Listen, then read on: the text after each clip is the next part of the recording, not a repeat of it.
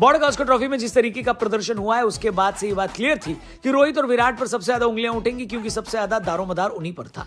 Review में रोहित के प्रदर्शन पर तो खास बात हुई है, क्योंकि उन्होंने 3 टेस्ट मैचों में सिर्फ 31 रन बनाए। इसके बाद उन्हें खुद को आखिरी टेस्ट मैच में ड्रॉप करना पड़ा। बातें विराट कोहली पर भी हुई हैं, लेकिन क्योंकि विराट ने पर्थ टेस्ट में सेंचुरी लगाई थी, इसलिए वो थोड़ी सेफ पोजीशन में थे।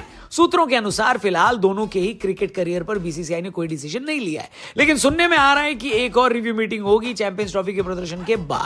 अगर यहां पर टीम बढ़िया परफॉर्म करती है तो रोहित और कोहली दोनों ही रडार से हट जाएंगे, लेकिन अगर खराब परफॉर्मेंस यहां भी जारी रहती है तो फिर आगे मुश्किल हो जाएगी।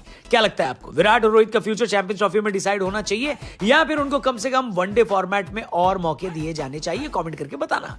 आगे बढ़ते हैं रिव्यू मीटिंग की हाईलाइट नंबर 2, रोहित शर्मा की कप्तानी। ऐसा माना जा रहा है कि रोहित शर्मा मेलबर्न में अपना आखिरी टेस्ट मैच खेल चुके हैं, लेकिन इस रिव्यू मीटिंग में रोहित ने खुद कहा है कि वो अभी कप्तानी नहीं छोड़ना चाहते और टीम को इस ट्रांजिशन फेज में उनकी जरूरत है। हालांकि रोहित ने बीसीसीआई को कहा है कि वो नए कैप्टन की तलाश कर सकते हैं और जैसे ही नया कैप्टन मिलेगा वो खुद ही गद्दी छोड़ देंगे।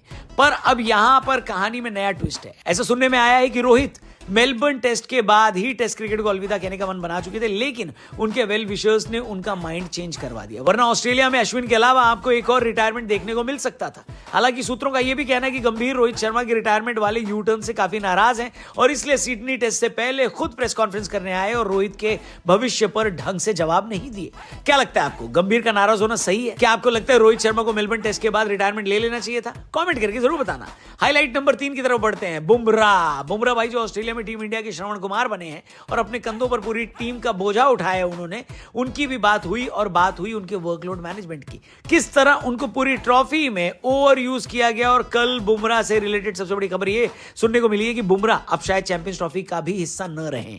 एक रिपोर्ट के हिसाब से बुमराह चैंपियंस ट्रॉफी में कम से कम लीग स्टेज के तो सारे मैच मिस करने वाले हैं, यानी पाकिस्तान, न्यूजीलैंड और बांग्लादेश के खिलाफ होने वाले मैच में बुमराह प्लेइंग 11 में नहीं शामिल होंगे। हालांकि नॉकआउट स्टेज में अगर इंडिया पहुंचता है तो उनके फिट होने के चांस हैं और फिर सेमीफाइनल और फाइनल वो जरूर खेलेंगे। क्या आपको लगता है कि बिना बुमराह के चैंपियंस ट्रॉफी में हमारा कोई चांस है? सच बताऊं तो टेस्ट मैच में भले ही हमारी गेंदबाजी बुमराह पर ओवर डिपेंडेंट हो, लेकिन वनडे में इतनी प्रॉब्लम नहीं है। हालांकि बुमराह जैसे बॉलर का कोई भी फॉर्मेट में टीम इंडिया से बाहर जाना बुरी बात तो है।